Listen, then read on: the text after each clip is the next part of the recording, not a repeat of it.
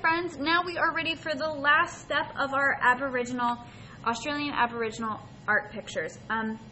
This part is probably the most time consuming, but if you take your time, it turns out really cool. What I don't want to see you doing is just randomly putting dots on your paper as fast as you can. That is not the point. When they add their dots, they are meticulous about it and they plan out exactly where those dots are going to go. So when I usually start my dots, I start with my animal and then work my way out. Now, I try to use the shapes and lines that I've created and drawn first to go as a guideline. And same with my background, I kind of trace around the animal first and the symbols. And again, if you wanted to do some kind of design with dots going out, instead of just filling it in to complete it, it might kind of break up all those dots that we're going to be creating. Now again, you don't want to have the same color dots next to each other because then it's just going to be dots over and over again unless you're trying to fill that space completely with the same color dots. So what I'm going to do is I am going to start with my yellow and I'm going to make dots around my diamonds. Okay? The closer your dots are together, you do want to leave a little bit of space, but the closer they are together, you'll be able to see those clear designs and patterns that you're going for. Again, if you press down harder, you're going to get bigger dots. If you press down lighter, you'll get lighter dots. I just don't want you to ruin all your markers by pressing super hard. So be gentle, okay? And don't worry, I won't make you sit through me dotting my whole picture. And then I'm also going to use these blue kind of stripes that I added to, and I'm going to take my, this is teal. And again, you just want to be careful because in my other picture, as I was working, I did smudge some of the wet marker lines. And again, if you do that, that's okay. But just be careful you're not pressing so hard that you're making a lot of ink come out of your marker, because then you'll ruin your marker too. Oops, you know, I forgot some of my diamonds down here too. So really we are going to be filling in the entire space of our snake with dots. So make it interesting for yourself. Don't just do the same colors over and over again. Think about switching it up. So maybe the next color I'm going to use is the light blue. And you're going to notice as I go, it starts filling in those spaces. So the head is already filled in here.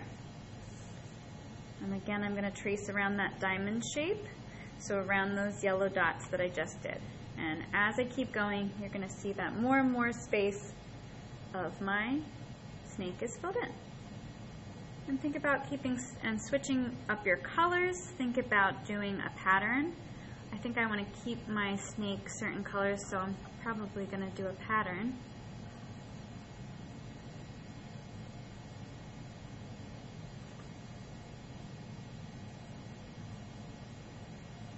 Again, take your time, leaving a little bit of space in between each dot. I will say the closer you get them, the better it looks.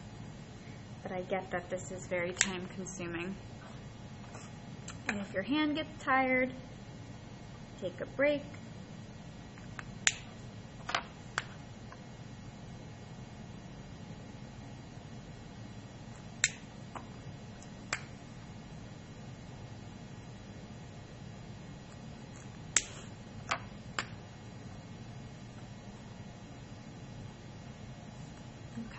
So I would continue making those dots until I filled in the rest of my snake. Always start with your animal first and then work your way out. The next step I would do after I filled in my whole animal is I would pick a different color, a color that I haven't used on my snake yet, and I would make my dots go around my snake. Okay, so I would keep making those dots going around, then I would switch to another color. Now you can continue doing that, going around and around until you fill your paper. Now what happens is you're going to bump into your symbols though. So then you'll have to go around your symbols too. So what I like to do is after I do 2 rows of dots around my animal, I start going around my symbols too. Some people like to do stripes that go out, kind of like this one, kind of that radiate from the snake. I've seen people do wavy lines, and then what they do is they fill the dots inside the spaces and use those wavy lines as a guide too. It's really up to you how you want to decorate it with the dots, but please take your time. Think about patterns. Think about your colors as you go. Once you're done doing all your dots, I took a crayon very lightly. It's very important that you do it very lightly, and colored on top because I just felt like I wanted more color in my picture. You can definitely leave some white space in your picture, but just here and there I added some yellow on top. I added some pinks around here, and I did it lightly so you could still see the dots showing through it.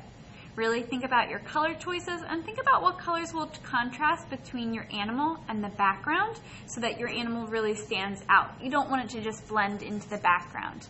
I hope you have fun with this. I know it's time consuming. If you need a break, shake your hands out and keep on going. I can't wait to see what you all come up with.